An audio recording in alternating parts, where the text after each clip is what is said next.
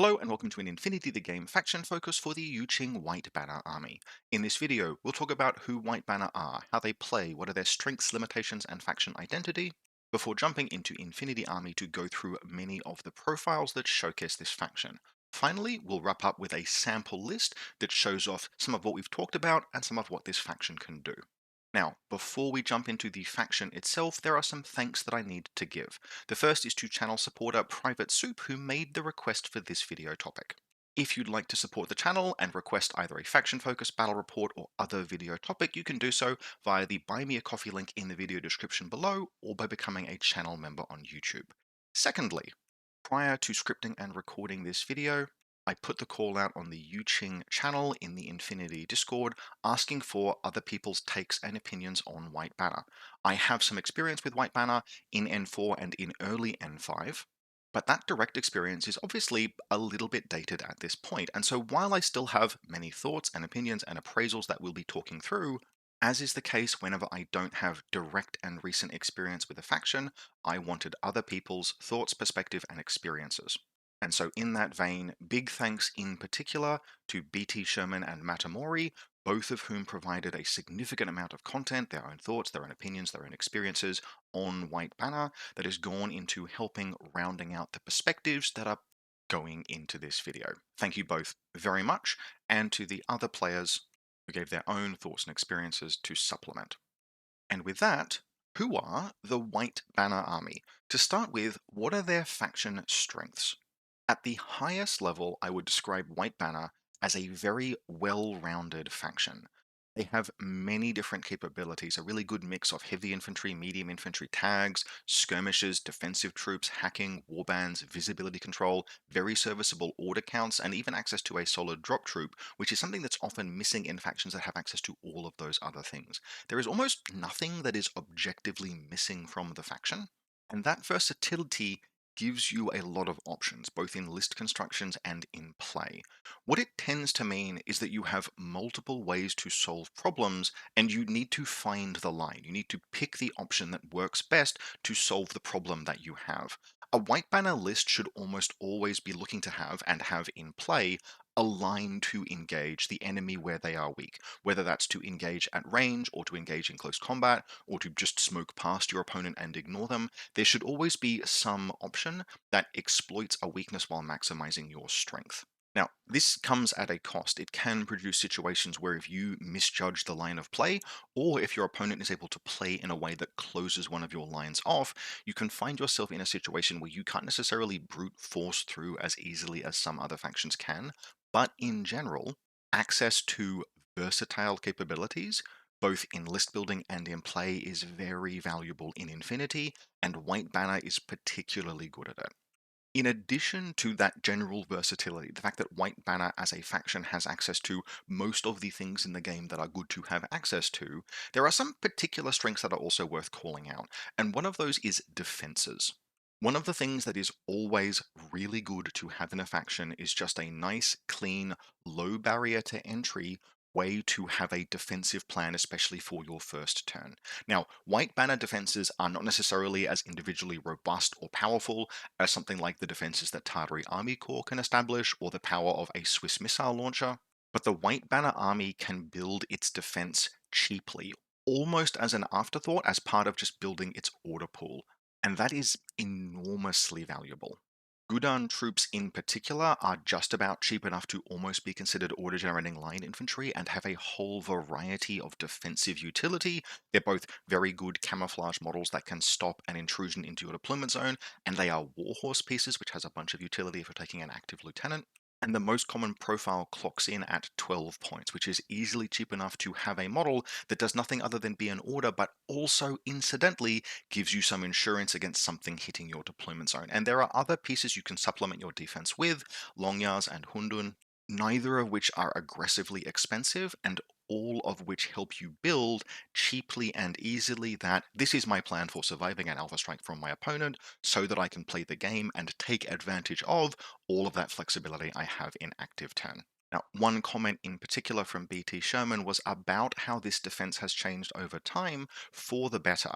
Historically, and especially early in N5 and perhaps late in N4, this defense, which was often behind camouflage markers, and picket pieces that make punching through into your deployment zone difficult, was something that could be circumvented by asymmetric attacks, by things like guided missile launches and speculative fire.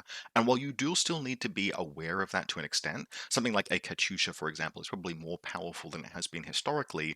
Guided missiles in particular have fallen a little bit out of fashion since late N4, early N5.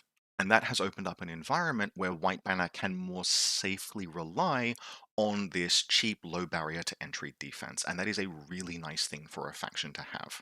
Another strength of the faction is that to tie into that flexibility, it's got really good fire team options.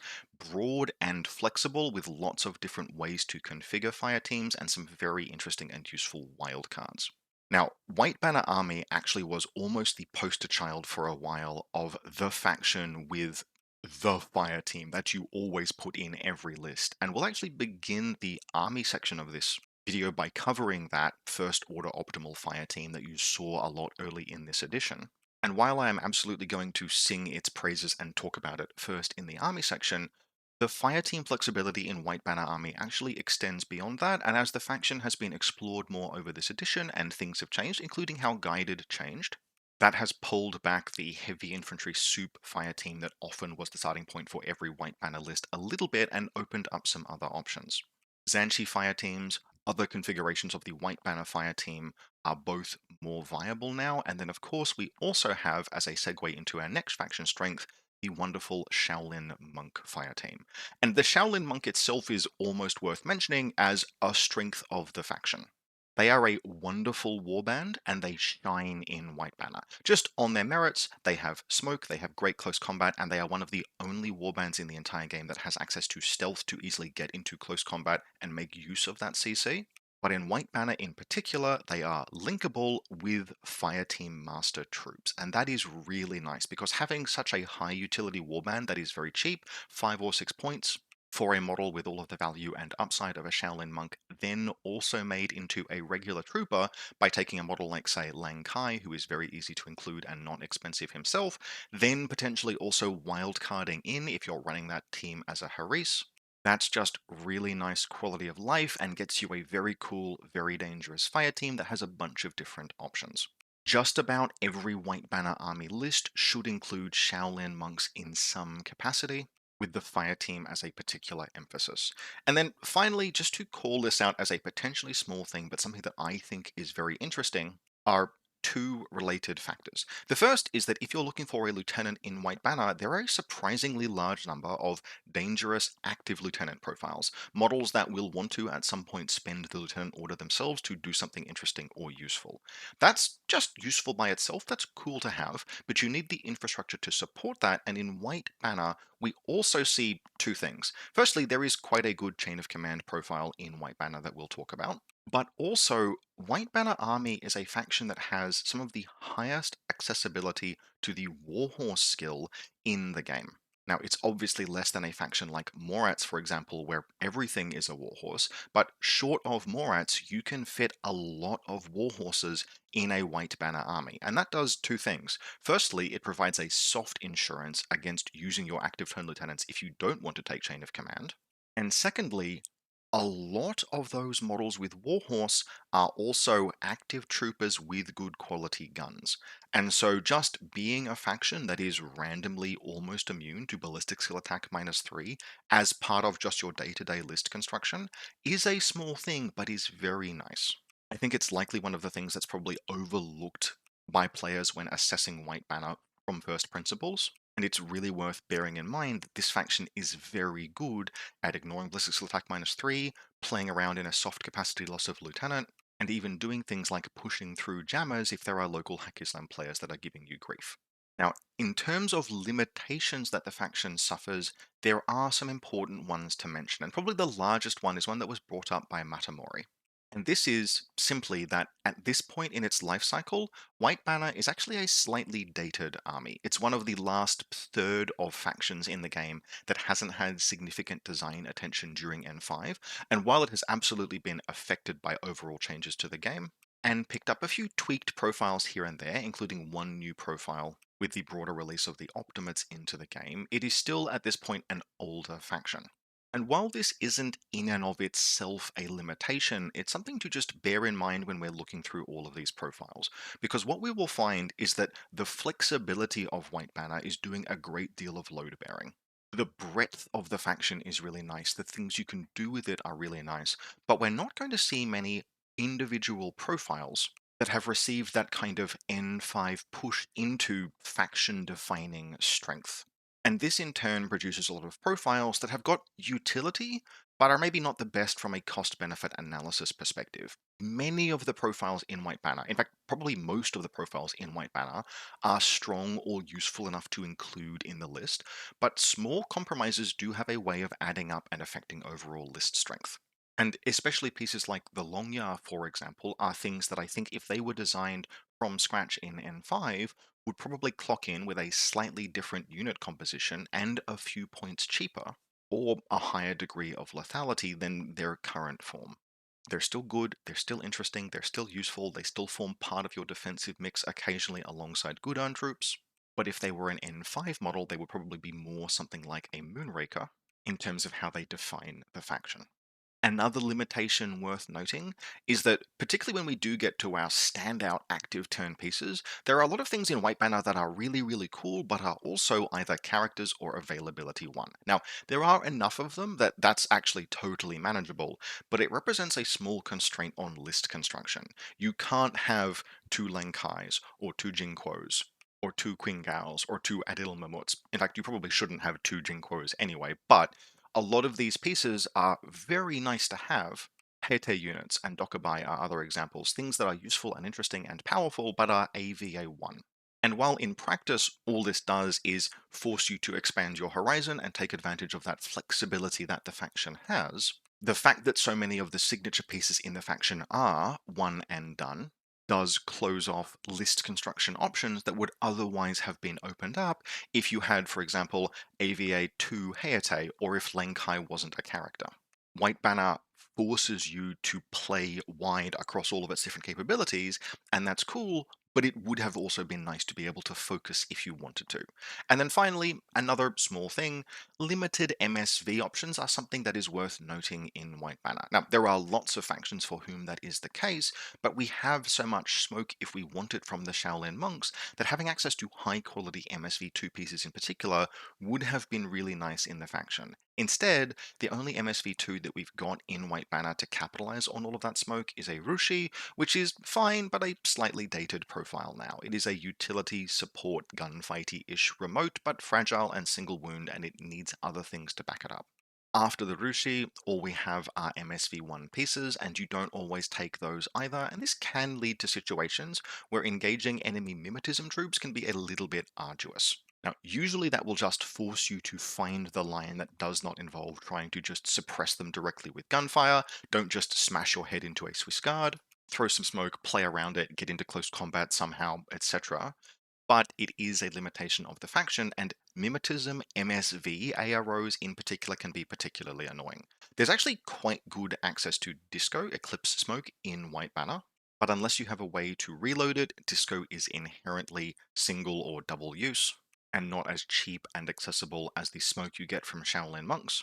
And the active turn guns you have aren't always going to be guaranteed to be able to easily push past and well-supported MSV mimetism ARO piece, kind of making it an example of that phenomena I described, where if your opponent is able to build, play, or position in a way that closes off one of the lines of flexibility that you might have, it can be a bit more difficult to find the line with Yu Qing.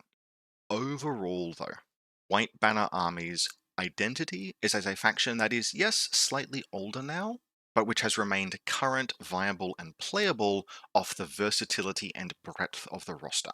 It's a very good faction to play, in particular if you want to learn to use different size fire teams in active turn. If you're looking for a lot of space to explore, and you like the ability to reactively change game plans based on what you need, what tools there are, and how the varied strengths you have can be used to exploit enemy weaknesses. And to underpin all of that, it is a faction that has a nice, clean, cheap, and easily accessible turn 1 defensive plan to let you almost always have the ability to go into your first, second, and third active turn with enough force intact to be able to use all of these different and interesting tools that we're about to look into. It is probably not a faction to play if you don't have a flexible mindset, or if you prefer to build a list that has a singular strength that it can always reliably use. Other factions like Pan-Oceania are better for that. Many Pan-Oceanian regimental profiles are absolute sledgehammers, whereas in White Banner Army, what we have is a toolbox. I think that's really cool. I think that's really interesting. I find them a delightful puzzle to list build for. And on that note, let's jump into Infinity Army and look through how many of these profiles go together. Now, as noted, rather than necessarily start with an individual profile here, we're actually going to look at the link that I spoke about during that introductory section. This is it on screen now, and we're going to dive into those individual regiments next. But I wanted to show them in their fireteam composition form and kind of explain why this was the starting point for many White Banner lists for a very long time, and frankly why it is still a good starting point for a White Banner list if you're looking for a degree of capability and flexibility inside four conjoined models that really does not exist in this level almost anywhere else in the game. You can configure this fire team with a few small variances. It will range anything from about 105 up to 110-ish points. And the team will generally consist of a Jujak, who is a relatively generic heavy infantry that we have to have both to conceive of the team in the first place. You need a Jujak to form the link, and then secondly to get some fire team bonuses, because you do want at least +1 special die, which we're getting. This Jujak, the profile that we've chosen, is just any of the ones with the Tinbot Firewall, because a Tinbot -6 on all of these heavy infantry, one of whom is a hacker, is very useful. Not necessarily the best buy for 27 points, but the price of entry to access all of the other pieces. The next profile is the Hwarang, and we will pretty much always take the Hwarang with Light Shotgun, Panzerfaust, Deactivator, and Disco Ball. The Hwarang is a very capable close combat troop, and adding good quality linked Disco Balls on another heavy infantry into the fire team gives us close combat and good quality visibility control. We're then going to add the Hayate, who is an aggressively cheaply costed firepower piece with Ballistic Skill 14, good armor, good BTS, Warhorse, and while you have your choice of a couple of different guns, in this case we're going with the cheaper one, which is a +1 burst heavy rocket launcher with ballistic skill attack guided. That's particularly relevant because it also combines with the final model that goes into the fire team, the Dokkaebi Cyber Combat team. There are a couple of profiles here that you might choose, but in this case we've picked the one that is a hacker with a killer hacking device with Spotlight and a pitcher. Now its ballistic skill is only 12, but it is linked for +1 special die, which is relatively reliable even at longer ranges if you really need it to be, especially if you have a way to reload, and gives us network projection and hacking, including Spotlight, which combines with the Hayate itself, which gives us, I think, the only source or one of the very, very few sources of guided fire in the game that benefits from a fire team's +1 special dice. +1 special dice does not apply to long skills, but guided isn't, so you can't get +1 special dice on spec fire, for example, but you can absolutely get it on guided, which means a Hayate is throwing 2 dice on 20s when it's making guided fire. The Hayate can also just shoot, because that's a 4 dice heavy rocket launcher with ballistic skill 14, but it is overall a tool that just has, like, this fire team has a tremendous number of different lines of play. It has a good quality gun, it has network projection, it has a hacker, it has a big tin bot, it has tactical awareness, it has visibility control, it's got decent quality melee, it's got specialists, it's got the hacker, and it's got +1 special dice guided in one fire team that clocks in at 105 points and generates 5 regular orders. Now, the list that we will show off at the end of this video does not include this fire team, which is why I wanted to show it in situ here. But if you are playing White Banner, you should know that this exists and think about how you might play it or what variations of it you might choose to run, because it is something that really only White Banner can do and is pretty cool and interesting. If you want to learn how to use a big fire team in active turn with lots of different capabilities, this is kind of where to start. With the fire team overall shown off, let's now actually do what we normally do during this section, which is start going through individual profiles. And so we will begin with the Jujak Regiment, Korean Shock Infantry. These guys have some interesting profiles, but fundamentally, if we're being honest, they exist mostly as the starting point for that fire team and not a lot else, because they aren't otherwise enormously compelling relative to the cost. They are fine, they are adequately costed heavy infantry, but Infinity is not really a game where Ballistic Skill 13 with no mods and no particular guns and nothing that's really going on other than the utility, they are okay. What we will usually be taking these guys for is as the start of a fire team, and because of the other things, in particular Hwarang Core, which count as Jujaks and therefore get us plus special die bonuses on the fire team. Because of that, the most useful Jujak profiles here are not the ones that try to do heavy lifting in the active or reactive turn, but which add some utility. And so the Tinbot Firewall -6 profiles are the ones that are probably most interesting and useful because you will basically always be taking one of these as part of a heavy infantry link. Often a heavy infantry link that includes a hacker. A firewall of that level, a firewall -6 is very annoying to try and punch through, especially on a hacker that has multiple wounds. And there are other factions that would pay a lot more points to access something like that. We get it for 27 points, 28 points if you want a slightly different weapon profile, and that's quite useful. The engineer is also interesting just because engineers have some synergy with the heavy infantry they're going to be carrying around with. You have to give up the Tinbot, but you get the ability to reactively recover states that are inflicted on you, and it's a specialist. In some missions, that upgrade could be worthwhile, particularly if you're playing something like Achiel Interference, could be very useful, but most of the time I would lean towards either of the two profiles with the firewalls. You can consider something like the missile launcher as an ARO piece, for example. 29 points is not enormously unreasonable, but in White Banner we will usually have other things to spend both the SWC and the points on in terms of establishing our defense. And because we're usually taking Jujaks for the fire team bonuses, actually what one will just stay secret and stay safe and help keep the fire team intact and help keep the fire team benefiting from the special dice bonuses. And that means not picking active turn or reactive turn firepower pieces. These guys are just to start links with. And the reason why we might choose to start a link with a Jujak is so that we can get fire team bonuses from the Hwarang Corps. Now, these guys are an interesting mix of utility options, but the profile that I will particularly call out is the Disco Ball profile. The main reason why we are taking Hwarang is because they are another heavy infantry that counts as a Jujak for fire team bonuses, and then we want to get some utility from it. And these guys are your close combat in this kind of fire team, and it's really quite serviceable close combat. Especially the 20-point profile has a Ballistic Skill 12 Disco Baller, and it has a deactivator to turn Disco Balls back on, potentially, during your subsequent turns. And its close combat is CC22, Martial Arts 3, with a damage 5 explosive close combat weapon.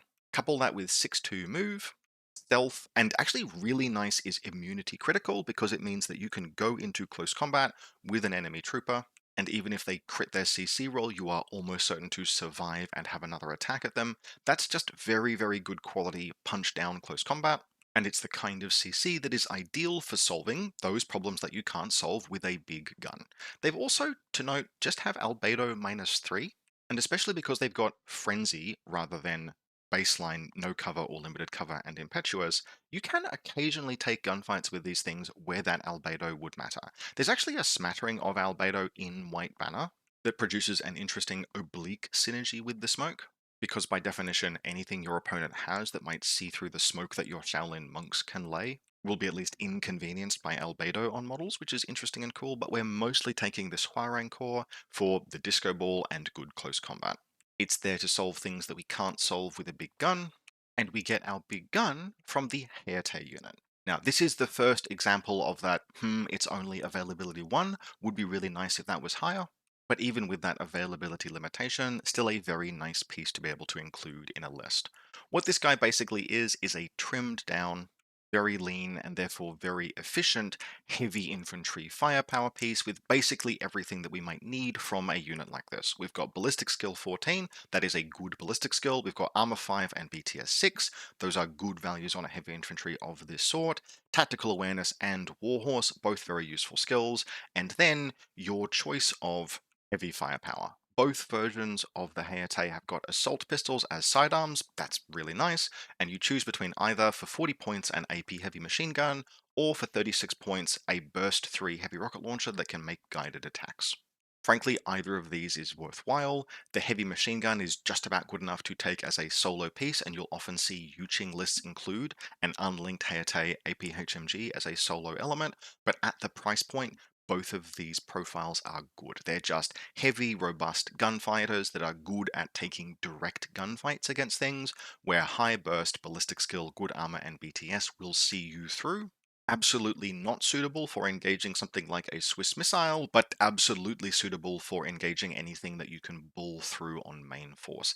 Even something like a tactical armored gear does not want a Heate to be getting a bead on it in active turn, and all of that collectively makes the Heate a great generic big gun to throw into a fire team, where the fire team supports it and it supports the fire team with tactical awareness. Finally, last model in the fire team, we have the Docker Bay Cyber Team, a remote presence, no wound incapacitation hacker with a pitcher, and like the Hayate, frankly, pretty aggressively costed for what you get. Now, in my opinion, the two profiles that I will usually prefer to take are the profiles with pitchers, and I actually think it's a pretty fair choice between either the 23 or the 22 point profiles. In the old days, you would almost always go for the killer hacker who had access to Spotlight. Hey, cool, that's a killer hacker. I like having those, and it always has something to do in ARO. But these days, I actually kind of value the ability to throw out Carbonite or Oblivion AROs and just don't bother fighting enemy hackers. You are often going to be behind a firewall -6 and you are BTS 6. Let them come after you, let them waste their time. Trinitying down a Dockerby takes forever. And so the defensive utility of the other hacking device programs over Spotlight, I think I actually prefer having access to compared to Trinity. There is an interesting option that you have access to in the form of the marksmanship hacker. Ballistic skill 12 with marksmanship on a gun like a Mark 12 is pretty close to an actual gun, but because the Dockerby can't form the basis of a fire team itself, and therefore would almost always be linked with something that can provide a better gun, that one is more of a niche or vanity pick profile. But overall, a very high utility piece that slots into a White Banner fire team very easily, and the final piece of the puzzle in terms of getting that laundry list of capabilities into a single four-person fire team that we mentioned at the beginning of this section. Now, before we dive into other things that can comprise, for example, White Banner fire teams, we should cover the fire team of White Banner, and this is one that you will actually include in almost every single list, which is the Shaolin fire team. And that begins with, in most cases, a Shaolin monk supplemented by other pieces that flesh the fire team out, add fire team masters, and potentially add a gun. A Shaolin monk, as I previously mentioned, is just a really, really nice warband to have. Things that are worth noting in particular: CC23, martial arts level 3, stealth, and access to a power strength or PS5 DACCW. If you link them, you've got Fizz 13 +1 special dice smoke, which is quite reliable. You can always take impetuous activations if you need. There is no rule that says these things have to be linked. You can also absolutely include unlinked Shaolin warrior monks in your White Banner army, and their AVA easily supports that. And because they throw smoke very well, and because they are very dangerous in close combat, stealth is also a really high value skill, letting you sneak into close combat and make those CC23 martial arts 3 attacks. This is about as dangerous as it gets in terms of close combat on a model that is this cheap. And being that cheap also functionally makes them expendable if you need to. We talked earlier about how White Banner had a defensive plan, there were layers of insulation, and the final layer of insulation often is that after your opponent has made all of that effort and pushed through your outer layers of defense, the first thing that they hit are Shaolin monks, which are valuable to you. Absolutely, they're very useful pieces, but they're also 5 points and their loss is not catastrophic. Just easily one of my favorite warbands, one of the best value pieces in the game. And while they won't always carry a game by themselves, there is not much that has a higher potential to trade up in terms of how much damage they can do relative to their points cost than these guys. Now, once you've taken Shaolin monks, and you're intending to link them, you do want access to a fire team master, and the best of those is Lang Kai, Wandering Shaolin Monk. In melee, he is exceptionally dangerous, having martial arts level 4 and an explosive CCW with damage 4. And he's also much, much better at surviving to get into close combat if he needs to. Super Jump gives him the mobility to close even with pieces that might otherwise not be easy to reach. And No Wound Incapacitation and Mimetism both also give him skills that are useful in letting him just make sure he can close to close combat. Very high value if you can set up a line for him, and in White Banner, even if you can't, that's fine because he serves as a fire team master, making one or more of your Shaolin monks regular. There are a couple of things to note about him that are either limitations or otherwise just worth mentioning. The first is that he's not shock immune. So while he is very, very good at dodging with Fizz 13 and dodge +3 and a good dodge distance, you don't necessarily want to risk him through a minefield full of shock mines because he can die in one hit to pieces like that. So he does want a little bit of shepherding to actually get into close combat. Don't be afraid, for example, to sacrifice Shaolin monks taking hits, throwing smoke, so that Lang Kai can be the one that connects, because when he connects, he will absolutely blow things out. And then, secondly, don't be afraid to take range attacks with him if you have to. There are going to be plenty of circumstances, especially if it's just something like a duo of Lang Kai and a Shaolin monk, where the first thing you do to close into melee is have Lang Kai round a corner and take up 3 dice with Hypnotism light shotgun attack. That's going to be 3 dice on 17s, which might just kill the target, given that he's got Mimetism and no wound incapacitation to survive potential return fire. And if that fails, that's when you declare Berserk and you move 8 inches and close into combat. That makes the shotgun a gap closing tool, which can incidentally also score kills some of the time. And when you're making a run with Lang Kai, it's very much worth remembering that he has it, and not just zeroing in on the idea that close combat is the only way that he kills things.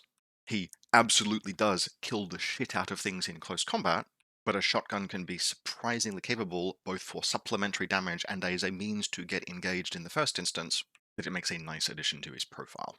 The last regular member of the Shaolin Monk Fire Team before we consider wildcards, technically she is a wildcard, but will regularly appear in Shaolin Monk Fire Teams, is Jing Kuo, the Shadow of Huangdi. Jing Kuo is a piece that personally fits into my lists under the definition of vanity piece, even if that's perhaps a little bit unfair. This is just reflective of my experience with her. I want her to be really, really good, and she's consistently okay. And the reason for that is that she is 32 points, which is where you start getting into a little bit pricey, particularly for a model armed just with a multi-rifle that is kind of expecting to use that multi-rifle as part of its offensive loadout. It's easy for Jing Kuo to not quite justify herself in terms of her overall performance.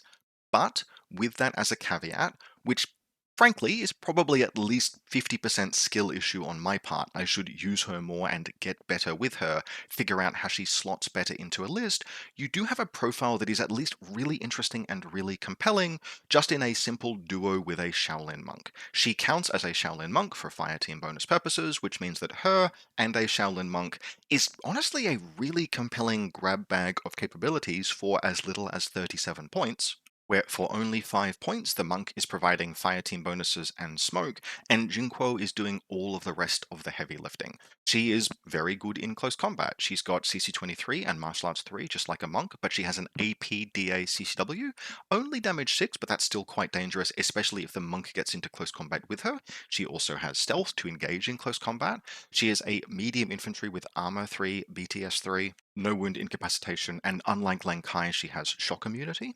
She's 6'2" move with climbing plus, which will occasionally put her in places that her Shaolin friend can't reach, but is still a very nice degree of mobility. And then finally, if she needs to gunfight, if she's in a link, Ballistic Skill 13 is not the best, but she has Mimetism and a PS6 multi-rifle that's firing 3 dice plus 1 special dice, which is enough to win some gunfights, particularly potentially as part of a gap closing process. All of that really should be very compelling, so it is very much on me that she keeps failing me whenever I put in lists. And frankly, as I'm talking about it and thinking about it, I suspect that's probably just because I'm expecting more from her than 37 points for 2 models really warrants. I keep wanting her to do a great many things, when in fact what she should do is just a limited suite of stuff. If she gets a close combat kill and accomplishes an objective, and generates the regular orders that her and her fire team mastered Shaolin monk generate over the course of the game, that's worth 37 points. I just want her to do more, and probably I need to respect her limitations. I really enjoy playing her, and I really enjoy putting her in lists, because that much potential capability out of a 2-person 37-point fire team is really interesting to me, but tap the brakes, accept that she's got some limitations, look for the lines where she's useful, and be comfortable leaving her at rest where she's not, and she's a very solid piece. From here, we cycle back around to things that can go in fire teams, and we're going to return to the White Banner fire team that is actually the basis of many fire teams you'll run in White Banner, because it is a very diverse fire team configuration with Shang-Chi Invincible fire team. And these are troopers that are almost exactly the opposite of Jin Kuo for me in terms of what I want them to do versus what they actually do, or what I expect from them versus what they actually do. What I expect from them is consistently to be slightly too expensive relative to what they're providing. And over a sufficiently large number of games, I think this perspective would bear out. It is not that the profile is bad exactly. There are many things about Shang-Chi that are quite nice. 6-2 move is quite nice. Tactical awareness as a baseline is really quite nice. Armor 4 BTS 6 with 2 wounds is solid, and the firepower loadouts are good. You've got an AP HMG with a Tinbot Firewall -6, that's pretty neat. There are lots of things that count as Shang-Chi, or you can just have Shang-Chi Duo. You can duo the Forward Observer or the Hacker. That gets you a hacker behind a firewall, although it's a modest utility hacker. 40 points is very expensive, and the real benefit there is just it's a second model with tactical awareness, because otherwise 40 points for that hacking device is kind of eye-watering. But there are also multiple pieces that count as Shang-Chi inside a White Banner fire team. Wildcards especially, like Bixia or Lei Gong, both count as Shang-Chi and so can join a fire team. That's something like a Shang-Chi heavy machine gun starts, and themselves add perhaps a slightly more efficient or interesting capability profile than a second Shang-Chi. Now, what I usually expect from Shang-Chi, as noted, is for them just to be kind of too expensive. 45 points for the AP heavy machine gun in particular is extremely expensive for a model that is only ballistic skill 13, and while burst 4+1 can brute force its way through many fights, rules like mimetism or ballistic skill attack -3 start imposing a higher and higher cost the lower your base ballistic skill is. So my expectation is that Shang-Chi usually should just not quite be worthwhile. That was kind of reflected as well in some of the things that people who provided feedback and input into this episode expressed themselves, but I will just note anecdotally that while I don't personally like Shang-Chi, every single time I have personally used them or had them used against me, they've performed well relative to their points cost. And that is personally very annoying, because the damn things consistently subvert my expectations, either by being just durable enough to take advantage of their tactical awareness to take a firefight a second time and brute force through, or actually just rolling enough dice to be reasonably successful and having APHMG rounds connect and deal damage, or by being annoying to hack by virtue of the Tinbot Firewall. The things just always seem to work if you're willing to pay for them. I'm personally not. If you compare something like a Shang-Chi Invincible APHMG to a Hayate, the capability gap is wide and the Hayate is cheaper. But if you are personally a Shang-Chi enjoyer, I am begrudgingly forced to admit that my experience with the profiles is that the damn things do tend to work. They won't be featured in the list at the end of this video because certainly their luck will run out in games against me at some point, and I'm very much looking forward to that day, but in the meantime I just have to weather the fact that the damn things seem to be luck magnets whenever they're playing against me. If you do want to use them yourself, one of the biggest advantages they have, apart from just being reasonably slatted and reasonably fast, is that tactical awareness on every single profile. You can actually make some very interesting things happen with tactical awareness when it's concentrated like that. Something like a Shang-Chi team, if it's just a Shang-Chi APHMG duoed with Bixia, for example, that's still enough additional orders to start doing interesting things to how your combat groups can be configured. The same kind of effect can happen if you have a Shang-Chi with another Shang-Chi. The Shang-Chi Forward Observer, for example, is 36 points. Couple it with the Shang-Chi APHMG, and you have a fire team that can just comfortably move around off of the orders that otherwise would only be available in your second combat group. That can free up a load of gas in your first combat group to have other more mobile, more active units do the bulk of the heavy lifting while the Shang-Chi operate in support. Things like that, you can take advantage of their tactical awareness. Speaking of Bixia, an extraordinarily fun, extraordinarily interesting profile, expensive but really cool if you can put her in a list. I would say one of her primary strengths is the fact that she is an NCO, and that is not as useful a skill in White Banner.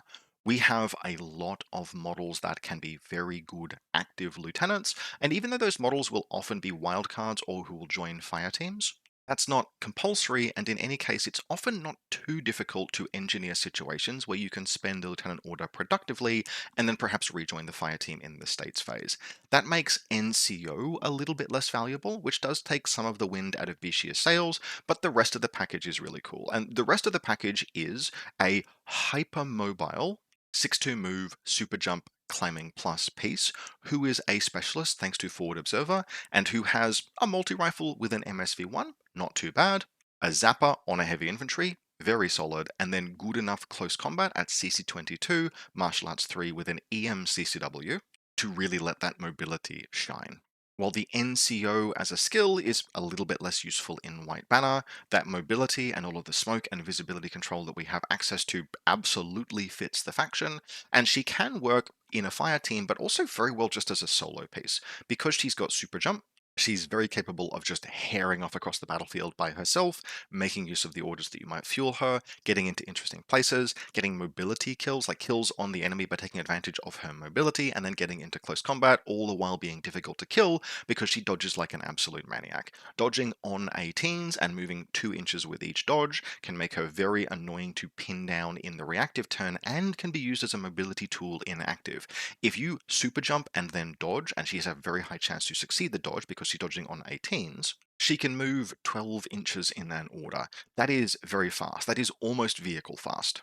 And it's almost vehicle fast on a model that is Silhouette 2 with close combat skills who can do scenario stuff. Very fun and very interesting, just at 41 points and with the relative lack of utility of NCO, keeping her from being a snap pick in White Banner Army. We are going to skip over a few of the profiles that can join a White Banner fire team because the list is just too long and not all of them are really worth including. Things like Sora Quan just doesn't add a ton of value. And for all of the reasons I mentioned when talking about Bishia, the NCOs of the Sulyong Naval Unit I just don't think are particularly useful, but there are still more things to cover in the White Banner Fire team, and one of those is Yimao Infantry. Matamori actually had some of the most hilarious, damned with faint praise things to say about these, stating that recent developments have shown them to be almost satisfactory in their performance right now. They've spent a lot of their existence being compared to Kahu, which were released at the same time and were kind of just objectively better and much more dangerous because of the Huervac profile, etc., that came with Kahu and how Kahu slotted into White Banner fire teams. But with enough time and enough distance, Matamori notes that the historic derision that Yuching players have had for these probably isn't really worth continuing. They're okay now, 3 out of 5 according to them. Would use rarely. Now, I personally have played with Yimao Infantry in N5 post-October update. And yeah, I had a pretty similar experience. They were perfectly serviceable. They are only single wound, but Ballistic Skill 13, Mimetism 3, MSV 1, and Super Jump on a collection of playable medium infantry profiles that aren't too expensive, that's pretty solid. The AP Spitfire in particular, once you get it up to 5 dice with BS13, MSV1, and Mimetism, that's a totally usable gun. Yes, if it loses a face-to-face roll, it's at risk of going unconscious in one hit, but it's really quite good at winning face-to-face rolls, and with armor piercing on the Spitfire, that's a real gun. There are also a collection of other Yimao that you might choose to link it with. There are some interesting hacker profiles that take considerable advantage of the BTS 6 that they come with. There's a relatively cheap Forward Observer, but you can also choose, if you're willing to link the Yimao with Silver Snakes and get access to an interestingly complementary regiment thanks to their albedo. Now, Yimao infantry are just straightforwardly very useful. Good ballistic skill, good enough ballistic skill, with mimetism, and a visor, and super jump, and a gun. Can't really go wrong with that, it's high utility. Silver Snakes, Yinshe unit, are more niche because albedo -6 is a more niche skill, but the more I build White Banner lists, the more I think I actually really appreciate these.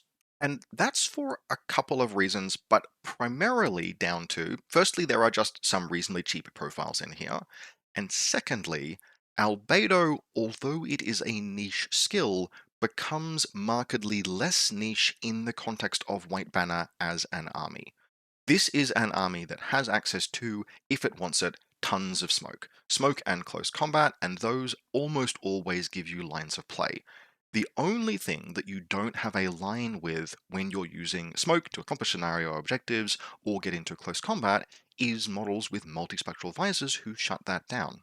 And in that instance, having access to a very high albedo trooper specifically to engage those pieces at a pretty reasonable cost, that's very valuable in context. Some of the people I spoke to before I went to the larger Discord kind of mentioned this specifically, where smoke plus albedo is a non-obvious combo, but is kind of a factional strength. And on top of all of those things, Yinshay Silver Snakes just have kind of an interesting spread of profiles. Now, if you're looking specifically to suppress enemy MSV AROs, probably the best place to go is the half SWC 27-point marksmanship K1 sniper rifle. It's got a damage 6 K1 sniper, that's actually a quite good weapon, and an emitter, which is, in fact, if you look at these, they've all got EM weapons and they're ballistic skill 13 and linkable. You can always make use of that kind of a thing. And it's the kind of random secondary capability that you see in Yuqing generally and White Banner in specific. But there are other profiles here as well that are just kind of cool and interesting and not aggressively costed. And my two personal favorite ones are the boarding shotgun profiles. You can choose 22 points or 24 points half an SWC between a forward deploying mine layer, still linkable, I will note, forward deploying mine layer with that boarding shotgun and an emitter, and then mine laying an AP mine. That can really add towards a just outside your deployment zone minefield if you want it. Now, I would personally note that forward deployment plus 4 mines, you don't need too many of those. A few are useful, but after a certain point, what they turn into instead is just decoys that could be Hunduns, which frankly at that juncture is getting very niche. But then you also have, if you want it, the specialist operative Yinshay. It's a specialist. That can actually be very valuable in a high number of fire teams. And it's a burst 3 ballistic skill 13 boarding shotgun, and a burst 3 ballistic skill 13 emitter. And it's a specialist veteran troop medium infantry with decharges, which means it does an awful lot of classifieds. And we're getting all of this for 22 points. Now, yes, it is single wound. But when we start looking at these pieces, the marksmanship K1 sniper, the +1 burst boarding shotgun, and we add in the special die, we start getting gunfighters that are actually just perfectly serviceable gunfighters even if albedo doesn't matter. Like if you get a 4 dice on 19 shotgun around a corner, it doesn't matter if you have albedo but your opponent does not have a visor, you're rolling 4 dice on 19s with a boarding shotgun. If you line up a 2 dice plus 1 special dice marksmanship K1 sniper against a tag in a radial deployment scenario from 33 inches away, it doesn't matter if that tag has an MSV or not because you're firing 3 dice on 16s with damage 6 K1 rounds, and the tag is suffering a -6 to hit back just from a combination of range and cover. Those things are worth 22 points and 27 points, and we're going to see Yin Shi in the sample list at the end of this video, both because of those factors and because of how well they combine with Smoke as a primary game plan. I actually think they may be one of the more slept on units in White Banner, and I would not really have cottoned onto that myself if it hadn't been for a battle report request from channel supporter Brocephalod specifically asking for me to play them. I overlooked them entirely before that, then I sat down and played them and went, oh huh, they actually performed. That was really useful. Looked at them with fresh eyes, and I think Silver Snakes are actually very valuable as part of your fire team composition in White Banner. From the White Banner fire team, we get into the Zhanshi fire team, and there is a lot less to say here, but there are some interesting synergies. Now, looking at this list of Zhanshi profiles, we are almost never going to take more than maybe one of these in some lists, but you can optionally take a paramedic, or more often a hacker, or very occasionally a lieutenant. Sometimes you just want a cheap lieutenant, perhaps you're taking an NCO like Bishia, for example, and okay, hey, well, it's a Zhanshi lieutenant hanging out in the rear with the gear, let's at least make that part of a fire team. The hacker is a cheap way to get, in fact, it's the cheapest way to get hacking into your list, and that's sometimes useful itself. And this would not be enormously notable, except for the fact that in a Zhanshi fire team, the Zhanshi Yisheng Doctor counts as a Zhanshi, which means you can have a Zhanshi hacker and a Zhanshi Doctor, and that's 2 people in a fire team that you can then add an actual gun into the fire team in the form of a wild card, and give yourself a very capable and cheap low barrier to entry 3-person fire team core or fire team Haris. And that segues us into our wild cards, starting with Captain Qingao, Invincible's officer. This guy is my go-to lieutenant in White Banner, not all of the time, but quite a lot. Now, he is a little bit expensive. 48 points is not cheap, and especially when we begin comparing him to a Shang-Chi, there are some points of difference, and it's like, you know what, the Shang-Chi has armor piercing and has tactical awareness, and is probably a little bit easier to link in some cases, or at least can be used as the basis for a fire team. What is it that sets Qingao apart? Well, there are a couple of things, and the biggest of them is that he has a mod on his gun. He has ballistic skill attack -3, and I believe is basically the only place, or certainly the only meaningful place in the sectoral where that skill exists, and because he's a wild card, he can easily be linked with things like Zanchi's, or just run on his own to spend the Lieutenant Order. He's also a Warhorse, which is very nice. Warhorse is useful on any gunfighting piece because it makes you immune to ballistic skill attack -3, but it's also particularly notable on Qingao as part of his overall defense against hacking, because Qingao is absolutely the least hackable heavy infantry in the entire game. There are unhackable heavy infantry who are less hackable than Qingao, or more hackable than Qingao, rather. Qingao is less hackable than most unhackable models because, despite being hackable, he has immunity to MB, which means that he can't be hacked with Carbonite. He has Warhorse, which means he can't be subject to Oblivion. And that leaves Spotlight as literally the only hacking program that can affect him, and against Spotlight, he has BTS 6 and ECM Hacker -3. It's actually just like a hilarious amount of defense against hacking, while incidentally making him completely immune, for example, to electromagnetic effects. Those things, coupled with native willpower 14, make him really nice as a lieutenant, because just many of the things that you might have to think about or worry about as part of taking an active heavy infantry lieutenant, EM weapons, isolation, hacking, etc., you just don't need to care about. He can just fight things, and if he gets wounded, he can sit down, and if you're running him alongside that fire team of Azanshi and Azanshi Doctor, well, he's not hard to recover with a Doctor if he does go all the way to unconscious. Very nice active lieutenant, not the only one. In fact, the next profile we'll look at is also a good active lieutenant. And at 1 SWC, very affordable, at least in terms of SWC, if not in terms of points. After Qingao, our second very viable active turn lieutenant is Captain Kitchen Sink himself, Adil Mamut. Adil is also a wild card. He doesn't count as anything, but he can join any fire team, and he's a fantastic addition to any fire team that he joins. I personally like him to have him join Shaolin Monk fire teams. An absolute kill squad is Adil Mamut, a Shaolin Monk, and Leng Kai. That thing murdering up the field is terrifying, with Leng Kai and the Shaolin frankly just adding in some redundancy while Adil does most of the work, in the knowledge that if you get into close combat or get into a close engagement and Adil goes down, will you still have a Shaolin Monk and Leng Kai to capitalize on that positioning? Adil, I've spoken about on the channel in the past, but he basically just has everything.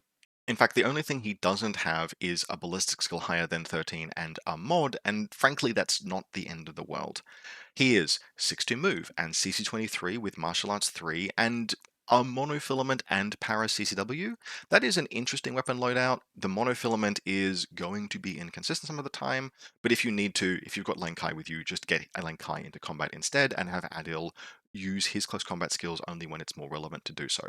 He's got Warhorse, he's got Stealth, he's got a Sensor, he's a Specialist, he's got number 2 if you need it. He's got Ballistic Skill Attack, continuous damage on an AP Spitfire and a Nanopulsar, which means that provided you just connect with some of those shots using 4 dice plus 1 special dice, he will absolutely do some damage. He's even got a Disco Ball, which means that yes, he is 49 points, and that is not cheap, but there are so many different capabilities here on Adil Mamut that if you can't find something for him to do in a given turn, you are not looking hard enough. Especially because he combines exceptional close combat with a Disco Ball and is a specialist, there is always a potential for him to put the game on his back himself. There is just about nothing in the game that his combination of firepower and close combat can't be leveraged against, and with Stealth, Warhorse, and BTS 6, it can also be difficult to try and stop him using any of the traditional defenses against close combat. Very useful, expensive, but very useful, and a wonderful addition to any fire team, but for my money in particular, a wonderful addition to a Shaolin Monk fire team. Now, while Adil Mamut and Lei Gong Sorry, while Adil Mamut and Qing Gao are our gunfighting wildcards, we have some utility wildcards as well, starting with Lei Gong. He has a bunch going on, and you could absolutely use his parachutist profile if you wanted to. It is eminently capable of being very disruptive under certain circumstances, but BT Sherman in particular had some positive things to say about Lei Gong, especially off the back of Chain of Command. Now, I am quite outspoken as considering, particularly in some lists, and White Banner I think is one of those lists, Chain of Command is very much an optional skill, but it is still nice to have, and in Lei Gong's case, it makes him a specialist. Couple that with his considerable mobility, because he is 6'2" move with super jump, jet propulsion, and 9-inch jumps when he uses super jump, and you have a piece that is an excellent late game element.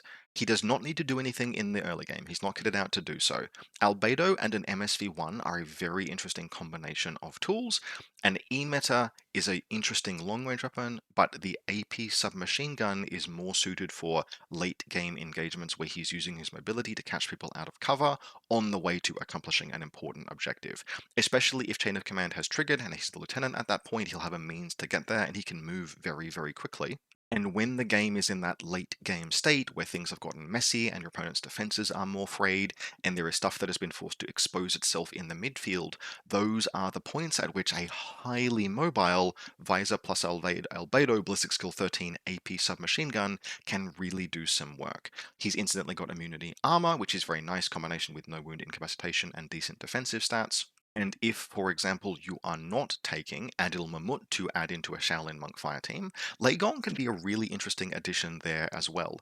Even though Lang Kai has regular super jump and Lei Gong has super jump jet propulsion, those are still the same skill in terms of declaring your short skills. And so you can have an amusingly mobile fire team with a Shaolin monk desperately declaring long skill jump, while Lei Gong and Liang Kai jet/jump around the field to accomplish whatever it is they need to.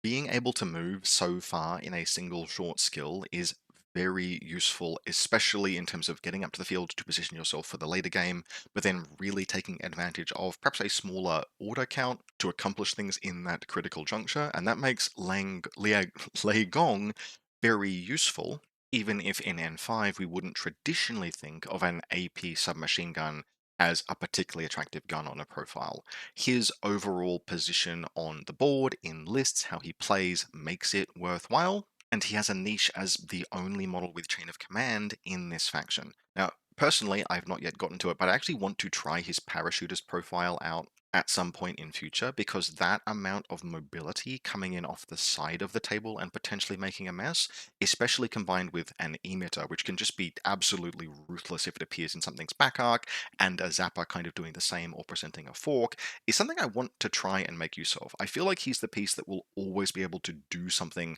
potentially very dangerous or valuable over the course of a game. I just need to find an opportunity to actually get to that list and then play him, because ultimately, unless you are taking the Chain of Command profile, he is a non-specialist, and there are times and places where actually no, you would really like to have those specialist options instead, and 32 points for a make a mess model can be a little bit more difficult to afford. Still a very interesting profile, compelling in White Banner for Chain of Command, and compelling in any of the factions that he's in as a parachutist for a hyper-mobile dangerous parachutist troop. Now, second to last wildcard/wildcard adjacent model to mention is Johnny Cow, Optimate, and Technomancer Master. God, they just all sound like wankers in the Optimates. But however much of a LinkedIn loser he may be, Johnny Cow's profile is interesting. He is not cheap. The 36 point profile is the one that I think if you're taking, you basically always should take, and 36 points does not slot into a list for free. But there are interesting things happening with his profile that make him, I think, viable either as a linked or an unlinked model. Unlinked, he is just one of the best engineers in the entire game. Very few things have engineer reroll, and willpower 14 engineer reroll gives you a greater than 90% chance of making an engineering roll. That starts opening up things like just engineering tags that don't have remote presence, because your likelihood of success is just so high. He can put remotes in White Banner on his back. Things like Longya become much more viable when they are going to be trivial to recover in any given turn. And a model like a Blue Wolf or a Guija really likes being able to be just very easily recovered, either from unconscious or even just having such a good engineer that you have the option of just repairing them when they take a little bit of damage, which is usually something that you just can't do on a model that doesn't have remote presence. Now, if you're running him that way, you actually probably don't put him in a fire team. You just give him one or two peripherals and you move him up the board and occasionally do some things as he is also being a repair bot. You spend the first one turn, the first two turns, having him spend the orders in combat group 2, probably, to recover downed remotes, repair damaged tags, maybe lay a monofilament mine and slowly work his way up the board, and then potentially on turn 3 you go, okay, let's actually do some fighting or accomplish a mission objective now. And gunfight he kind of can. Now, a plasma weapon is always, no matter the circumstances, something to fear. You must respect the damage that plasma can do, even when it's only burst 2. In Johnny's case, that plasma carbine comes with an X-Visor. That's nice.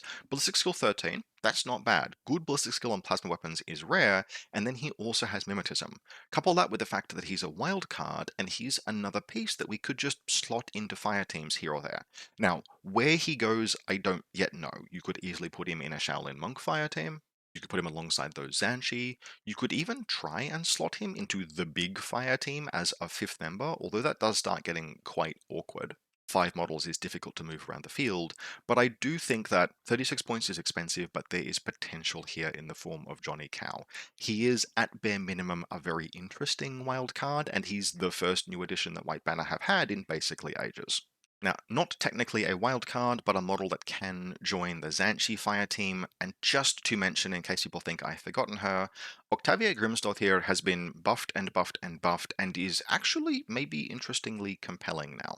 Now, I don't know if you want to put her in potentially that many lists, but she does have Dogged and Ballistic Skill Attack +1 burst, and she's randomly picked up Albedo now, which means that if you just want to, as a relatively cheap 1.5 SWC 26 points, staple her to that cheap two-person Zanshi team, you have that thing that we mentioned as being interesting and compelling about the Silver Snakes, an Albedo gun. Now, for my money, I would probably rather put the Silver Stakes in a list because Ballistic Skill 13 and Marksmanship and Albedo 6, but Octavia does fire 4 dice with that heavy rocket launcher and has Dogged, so something to at least consider. This is probably the first time she's genuinely been compelling, but this is a faction lot to smoke, and she has Albedo and is easily to put in a cheap link. And with that, over an hour into this video, we finally get out of talking about all of the different things you can do with fire teams in White Banner, and into one of the things I said was most important about the faction, which was their defensive plan. And that really starts with Gudan troops. Technically, these can form part of fire teams where they count as Zanshi, but we don't care about that. There are 2 profiles that we are interested in here. Generally speaking, usually just one. We are most interested in the submachine gun, Zapper, and shock mine, and occasionally interested in the light shotgun, heavy flamethrower, and shock mine under forward deploying camouflage. And there are 2 considerable utilities that these things 3 considerable utilities that these things provide. The first is 12 or 13 points for a regular order. That is perfectly fine. There are factions that pay much more than that for a regular model. It's more expensive than you'd necessarily love to.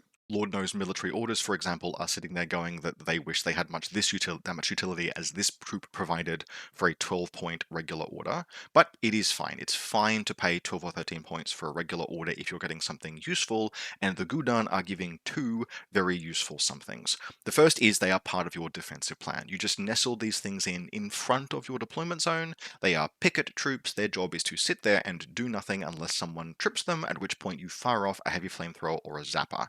For that reason, my preference is the Zapper profile, because against most armies, a Zapper represents the end of an attack run against your deployment zone.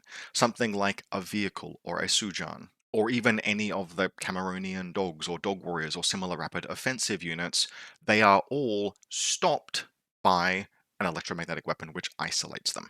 And while the EM is fundamentally non-lethal, if a player has spent 2 or 3 or 5 orders crossing the board to get to that point to begin their terminal attack run on your deployment zone, being stopped at that point even by a non-lethal weapon represents the catastrophic loss of a turn, because that many orders invested in closing that gap, only to be stopped at the terminal approach, is very likely to mean that you don't have the orders remaining to pivot to a new offensive plan.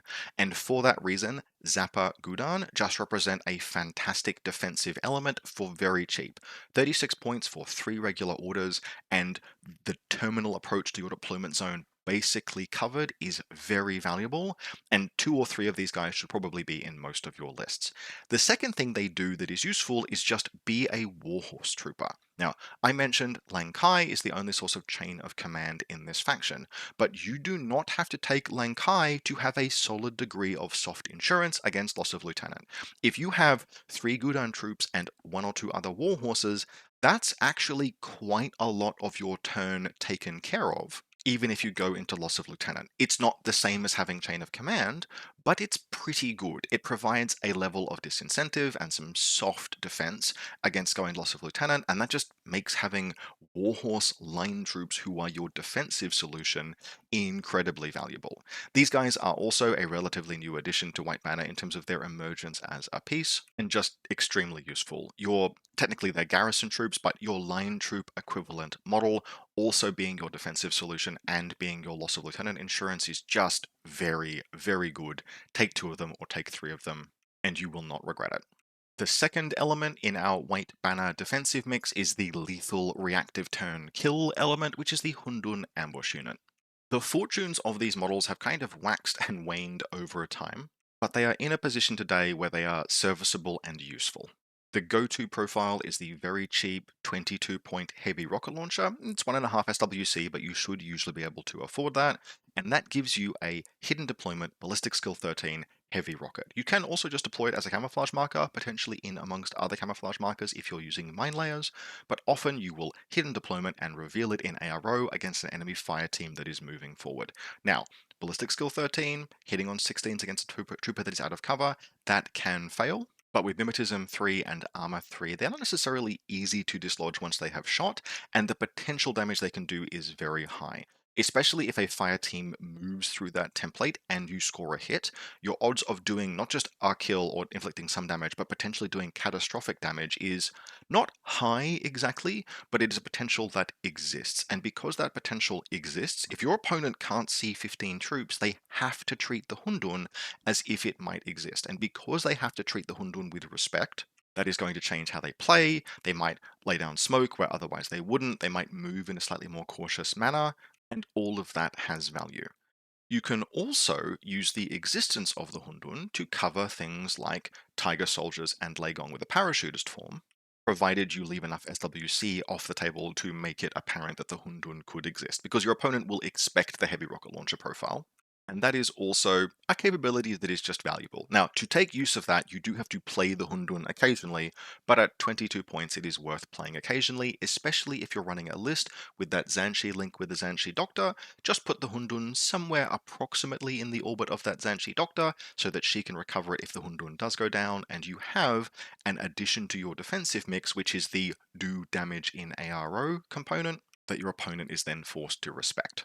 Now, a quick mention to a sister unit to the Hundun is the Kunai Solution Ninja, another profile that basically was maligned for a very long time and has received small and incremental buffs, something that you can consider in White Banner lists. Compared to the Hundun, the Kunai Solution has lower ballistic skill and a potentially less lethal gun in the form of a T2 Thunderbolt rather than a heavy rocket launcher, but does have Mimetism -6. It also comes with a lower SWC cost but a higher points cost at half an SWC, 25 points, which can make it a useful compromise element if you'd like to include a Hundun but are starved for SWC. I have usually found I can afford a Hundun if I want to, but the Kunai Solution Ninja is worth considering, especially in situations where you think the Mimetism 6 is going to be particularly more valuable. And last, in terms of our defensive troopers, we have the profile that I gave as an example of what would probably be done differently if this sectoral was designed in N5, the Yaofang Longya. Longya have a little bit of potential as active turn ambush remotes where they can reveal and use their surprise attack and try and fire off the plus burst Flammen Spear or plus burst Panzerfaust. in order to get a cheeky kill, but for practical purposes, mostly what they are speed bump units, and at the price point, they're a little expensive for that, but worthwhile. If you're using them defensively, what you will want is an engineer, like Johnny Cow, and you'll want to find the SWC usually for the mine layer profiles, at which point you have a model under a camouflage marker that is generating a regular order, has placed a mine, and is effectively acting as an easier to recover, but regular, expensive Dalami Trooper. You put these things in your deployment zone or forward deployed a little bit, and you just threaten the AROs with the Panzerfaust and the Flammen Spears. What you are specifically looking to do with Longya most of the time is actually not reveal in ARO, but position in a way where your opponent feels like they are forced to declare discovers against you to get you out of camouflage, lest you reveal while they are walking through open ground. And that can be a quite fine line to tread because there are plenty of pieces in the game these days that can just dare you to reveal and punish you for doing so. Things like Tick Balangs and Swiss Guard. Any really good quality high burst piece with a modifier can potentially tempt the Longya to reveal and fire off a shot, and even with firing out of cover, if there's a sufficiently high negative mod, the Longya is probably just going to go down. And so you really need to deploy them in a way that balances the threat they project, because this is still a model with a Panzerfaust and a Flammenspear, with the fact that they are, if not disposable, then at least easily recovered. If you do that correctly and you incentivize your opponent to feel that they have to declare discovers, that's where you start getting the value, because discover can fail, discover takes a short skill. There's all of these potential awkwardnesses and failure points in attempting to discover a hidden trooper before you engage it, and that's where the value of the Longya really comes through. They are much less necessary in N5 because you can, if you need to, just hunker down behind Gudan and rely on them to stop approaches to your deployment zone at the terminal point.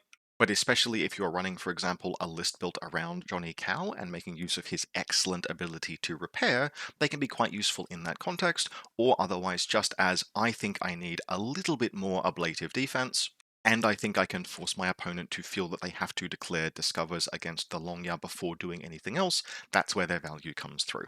From our defensive troops, we're now going to move on to our independent operators, which is mostly going to include skirmisher or skirmisher style troops, and that's going to start with the Daofei. Now, the Daofei is perhaps one of the most decisive, divisive profiles in the game. It can also be quite decisive, but it's one of the most divisive profiles in the game, and actually that was no exception to the feedback I received about White Banner, because of the two people who provided the most commentary, BT Sherman and Matamori, we actually saw that dichotomy emerge.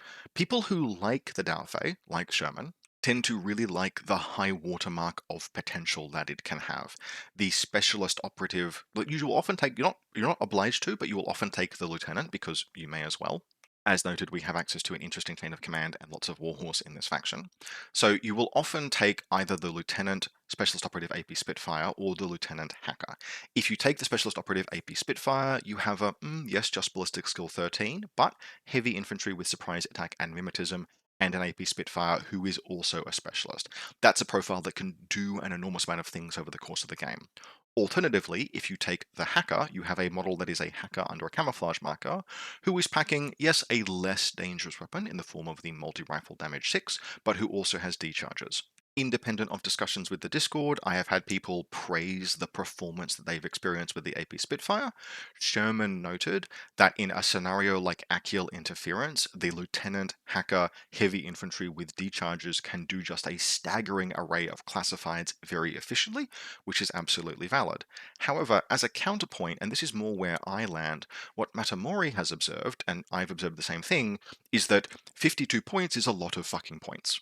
It is more than a sixth of your entire army. It will usually be the most expensive model that you include in a list when it is present, and justifying that enormous points cost can be challenging. I think the Achiel Interference example that Sherman gives is very valid, but for general play, my advice is to be quite judicious about deciding whether you're going to include the Daofei. If you do, you need to dedicate quite a lot of the rest of your army to being able to make sure that it has the space to operate and play. And that can create situations where the opportunity cost builds up and builds up and builds up until you've convinced yourself that the Dao Fei justified its points cost, but actually the overall burden that it imposes on your list is just not worth the very, very high price you pay for it. Be judicious about including it. Include it only when you think the scenario is leading you towards it, and not because BS13 mimetism is good gun, actually.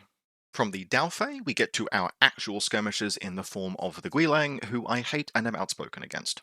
Guilang are arguably better than they have been in the past, although I think perhaps with the change to boarding shotguns not having templates, they may not be better than they were in previous editions.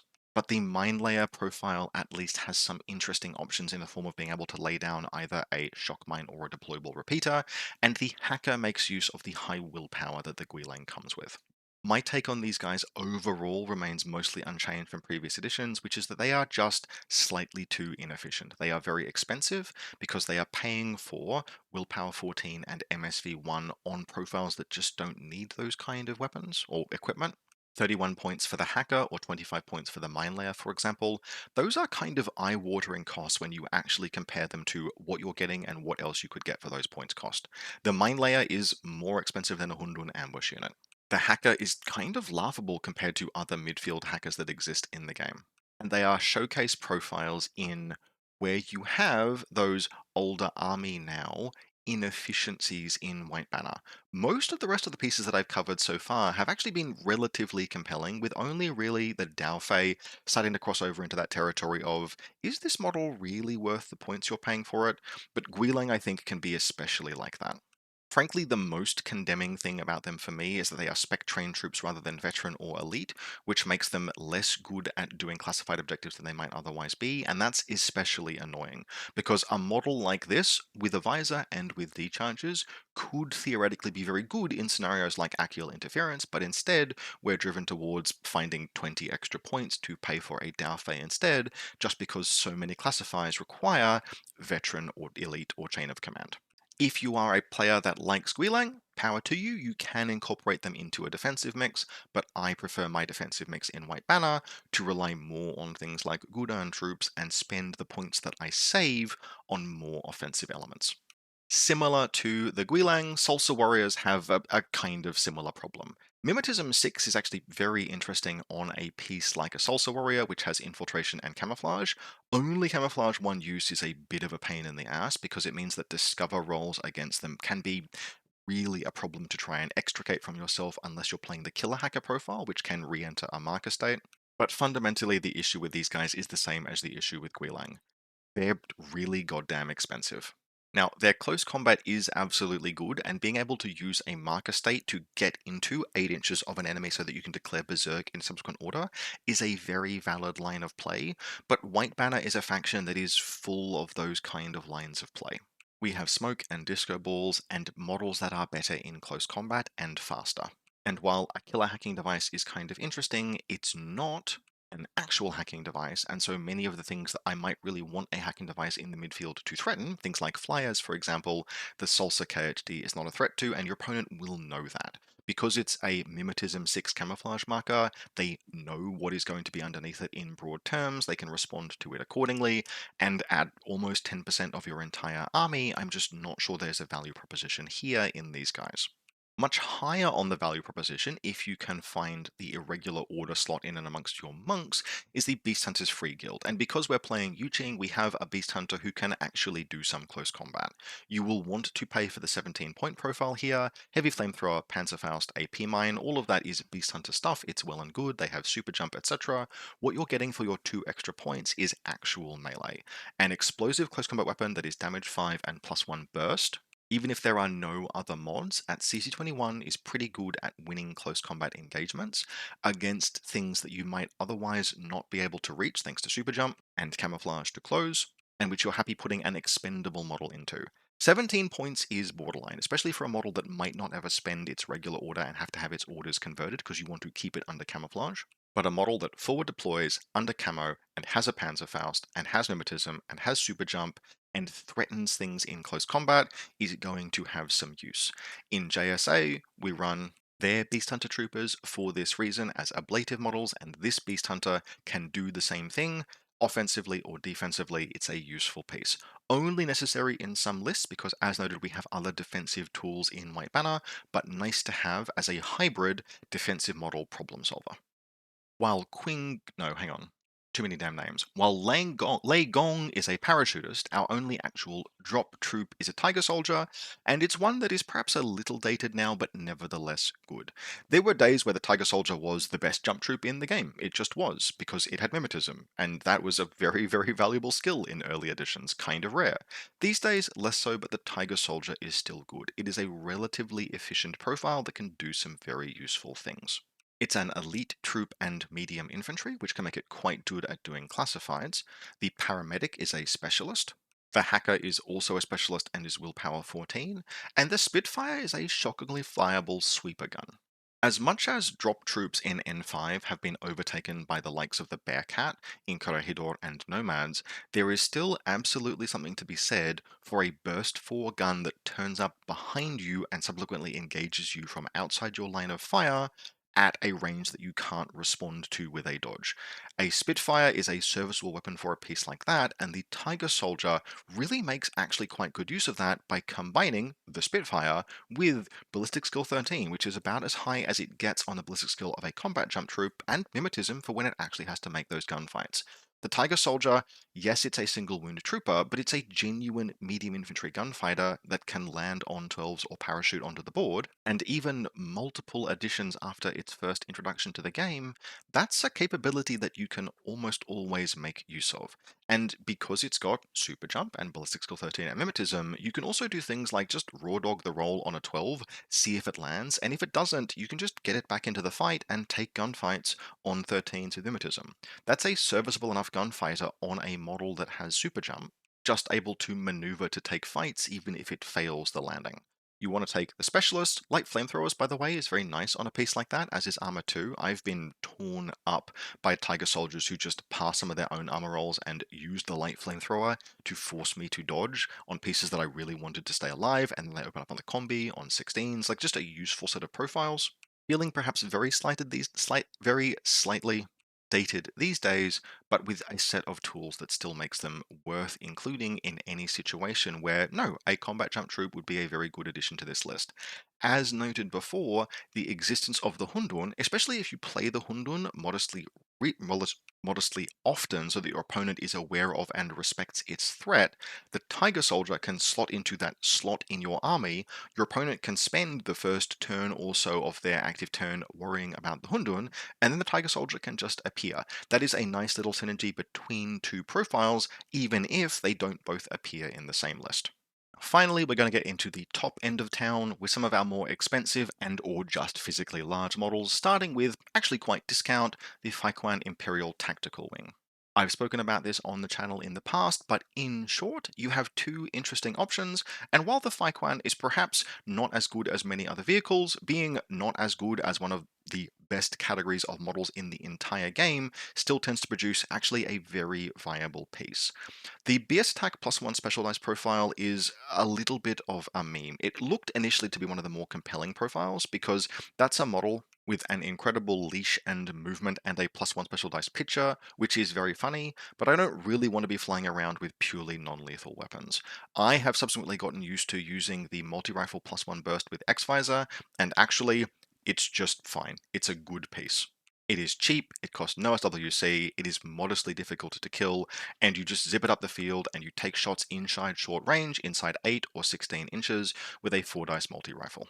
It is exceptionally good at capitalizing on lines that you open with gunfighting, or lines that you close for it to advance with smoke or disco. It's just a good piece. It's not hard to include in lists. It's high value. Yes, my personal appraisal is that after their buff in October and we've all learned how to use them, vehicles collectively are probably due for a small rewind back in their power, which might cause us to reevaluate how useful the Faiquan Imperial Tactical Wing is, but for now, it's very good, and frankly, even if there is a blanket nerf to flyers, it will probably still come out as a useful piece to have. In terms of tags, we have two, and while historically I would not really describe White Banner as a tag faction, both of them are pretty serviceable and are potentially made more serviceable by the emergence of Johnny Cow, who's actually very good at repairing them.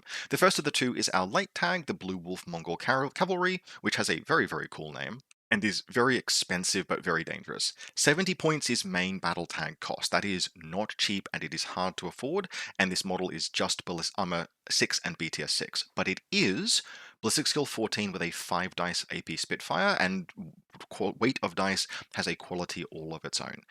Ballistic Skill Attack +1 Burst also means that both the Heavy Flamethrower and the Panzerfaust are +1 Burst, and that creates a brutal fork at like 8 to 10 inches. As long as you are engaging at a point where your AP Spitfire has good range, the threat of a 2 dice, or sorry, a 2 template +1 damage Heavy Flamethrower is very scary and is often going to force a dodge that then you can punish with an AP Spitfire.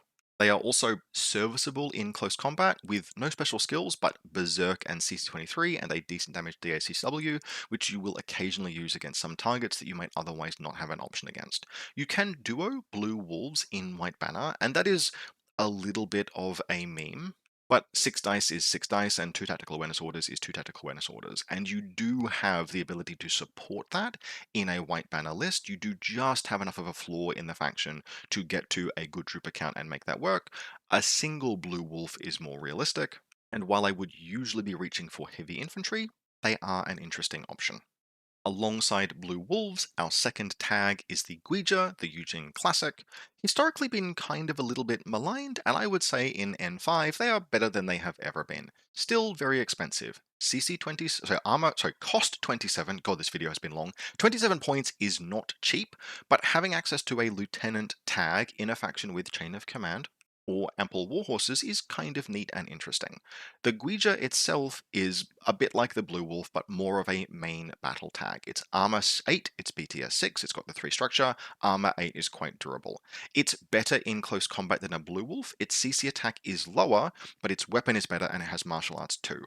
CC 22 and Martial Arts level 2 with a sword that is that dangerous if it connects is enough to allow the Guija under some circumstances to transition into a close assault piece if it needs to, use the heavy machine gun at range, move forward and actually engage with the sword. You do tend to have, if you pursue that as a line, that awkward period where you're trying to do something with the engagements as you close from like 16 inches down to 8. There can be awkward engagements at that point, but the Guija does give you the option of getting into close combat and hitting something with your sword. And it is a super jump tag. It's not jet propulsion like the Seraph, but it does give the Guija an enormous amount of straight line movement if it needs to, or the ability to get up onto high ground and take shots from plunging fire. 77 points is very expensive.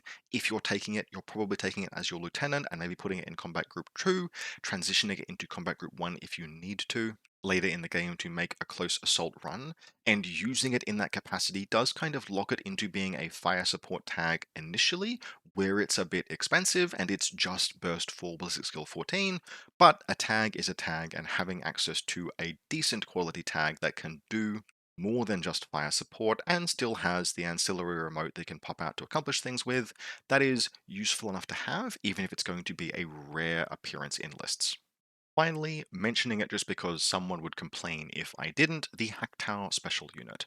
We are very limited in what profiles we can take. We can only take the Hacktow Hacker with Trinity. We can't take the missile launcher or the HMG, the NCO is completely verboten to us, but we do have access to a Hacktow if we're willing to pay the price. Now, for my money, this is the kind of profile that you take if you are really convinced that the Dao Fei hacker is actually there for you and want to live that fantasy very badly, but then play the Dao Fei and realize that perhaps for the points that you're paying, it has some limitations in reaching that value. So what if we threw good money after bad and spent even more points on a model that can't infiltrate? But that aside, the Hacktow is a scary and dangerous multi-role piece. It is Ballistic Skill 14, Armor 5, BTS 6, Mimetism 6, Hidden Deployment. It's a very durable model with hacking, and that hacking is the wonderful combination of Willpower 14, a hacking device, and Trinity. Now, it's going to be constrained by the fact that it has a Burst 3, Damage 6 gun, and by the fact that it costs a stonking amount of points, but it isn't a headquarters troop or spec trained, it is elite and heavy infantry, so just like the Daofei, it can do an awful lot of classifieds. It is absolutely an incredibly specialized piece that you should only put in lists sometimes, but if you're looking for a degree of info war dominance, or a model that is very hard to stop getting to a location and doing an objective reasonably reliably, it does have that ability to offer those lines in certain scenarios. In something like axial interference, for example, it represents a significant qualitative improvement over the Daofei if you can just get it up the field, which you need to find the orders to do to spend it on because it isn't your lieutenant. It isn't an NCO. It has to get there under its own power and the power of the other troops in the combat group. A sometimes pick, but often a surprise when it appears.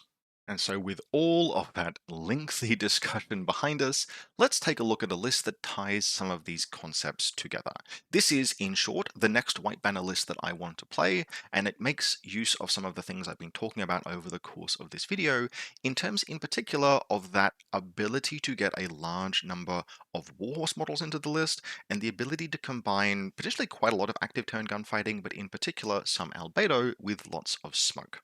And so while it's quite experimental, we have a three-person fire team I'm particularly interested in at the head of this first combat group, in the form of a Hayate with heavy rocket launcher. I needed to find the points, but you could absolutely make some cuts elsewhere to turn this into the heavy machine gun, a Yunshei with marksmanship and a K1 sniper rifle, and a Yunshei specialist operative. This is two models with albedo, one of whom is a specialist, all of whom can move around with tactical awareness from the Hayate, and the Yunshei K1 Sniper is there to do particularly heavy lifting against anything either I need K1 against, but mostly any situation where albedo is going to be a live skill. It's albedo, -6, hitting on 16s itself, and that means it solves problems that otherwise I might not have solutions to. The Heite is an eminently serviceable gunfighter. It's rolling 4 dice on 14s with the heavy rocket launcher, which is very dangerous if it connects thanks to continuous damage and the template. And so this is a fire team that I consider, yes, a little experimental, but potentially very interesting. We then have a fire team that I mentioned in terms of a fire team Haris, Adil Crane Rank, Lang Kai, and a Shaolin Monk. The Shaolin Monks in this list are all the 5-point Shaolin Monks because we're running very light on points, but we've got very good close combat elsewhere, so I don't mind the fact that these Shaolin Monks have CCWs. This is 3 regular orders, and Lang Kai is just doing his kitchen sink impersonation, bringing a 5 dice continuous damage AP Spitfire, a linked disco ball, very good close combat, and then of course we have the very good close combat of Lang Kai. Adil's got the sensor, Adil's a specialist. This is a fire team that becomes expensive because of Adil's addition to it, but which is just an absolute goon squad if it gets into close combat. We've then got, somewhat unimaginatively, 3 Gudon troops. There is a rationale for these beyond just being our defensive element, they are also our warhorses, and we have a lot of warhorses in this combat group. If you've paused to count, we have the Hayate, Adil Crane Rank, and 3 Gudon.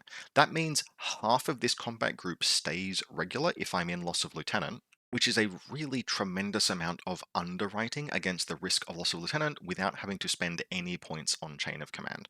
We then have a Shaolin Monk. Now, it's going to be unlinked, but if need be, it's pretty easy to swap Adel around, have him run separately, maybe join the Hayate and team, and have this Shaolin join Lang Kai's fire team if you think you need to, but mostly I'll be expecting to impetuous this Shaolin Monk forward and make use of its impetuous activation to throw smoke. In Combat Group 2, we have a Hundun with heavy rocket launcher, the active or deal damage in reactive turn component of our defense, and then unlinked Qingao Lieutenant. He'll be spending his LT order, perhaps to fight things, perhaps to go into suppressive fire, generally doing whatever I consider valuable. He is our obvious lieutenant, but as noted, he is very hard to put down. You can't isolate him, he's a warhorse. You can't otherwise hack him. He will mostly be finding things on his terms, and if I get unlucky, well, I've got some command tokens, and I've got 5 warhorses in Combat Group 1. That's the reason for the name of this particular list, in case it wasn't obvious. This is Moratz on Svalaheimer. Elsewise, in Combat Group 2, we have a Weibing Yaokon with tactical awareness. Qingao himself is not a specialist. I want a model that can take advantage of a limited order pool to still accomplish some objectives, and the Weibing is excellent at that. And then a Chaya Yaokong Flash Pulse Remote and another Shaolin Monk.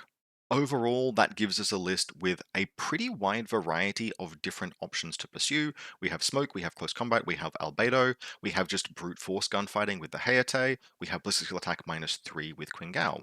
We've also got multiple active turn guns and reactive turn guns thanks to SWC discounting. We have the Hayate and the Yinshi and Adil and Qingao all for active turn shooting while still accommodating the Hundun thanks to all of the SWC breaks that these other models are afforded. The only thing we don't have in this list that I would really like is any hacking whatsoever, and that's something that we might try and tinker with and figure out how to include in the list at some point in future. There is some argument, for example, for cutting the Hundun. I don't particularly want to, but I think you could take that risk in some cases to fit a hacker into the list. Or if you didn't judge the marksmanship K1 sniper as necessary, it's actually a very straight swap to take the Yunshi with marksmanship and just swap it out directly. It's the same SWC and same points cost for a hacker Yimao infantry. That gives us a single hacker, no pitcher, but a single hacker to make the Weibing and the Chai'ai Yao Kong live defensively, and who can move up the field and who makes decent use of their mobility and good BTS to potentially survive enemy hacking attacks. So that is a change that you could consider making if you really thought you did need hacking in this list. It is difficult otherwise to do something like, for example, turn the Specialist Operative Boarding Shotgun Yinshi into a hacker without cutting a lot of extra points elsewhere. Doing things like removing Adil Mamut, for example, that becomes the kind of sacrifice that you need to make. You could also cut the Hundun for something like a Dokubai. I'd probably want to find 1 point somewhere to make that the 23-point Dokubai rather than the Killer Hacker Dokubai, but that could easily join the Hayate Yinshi combat group and get you up to a kind of version of the fire team that we showed off at the beginning of the episode. I'm a little bit excited to play this. Discovering the Yinshi has been very interesting to me, and of course a lot of the other things in this list just go pretty hard. Lots of visibility control, lots of downrange firepower, decently resilient, and with enough specialists present to do most missions. So that concludes this White Banner faction focus. We've run pretty long on this one because there was a lot to cover, but I hope very much that you enjoyed this. Again, big thanks to both Private Soup for requesting this video and for everyone who contributed, but particularly BT Sherman and Matamori. As a reminder, if you'd like to support the channel, you can do so via the Buy Me a Coffee link in the video description below, or by becoming a channel member on YouTube. I take requests for topics to cover from anyone who supports the channel. They go on to a long list, and I do try to get to all of them in time. We release about one video a week covering Infinity and a variety of games, so if you enjoyed this, I encourage you to click like, hit subscribe, leave a comment, and otherwise I'll see you next week for more Infinity content.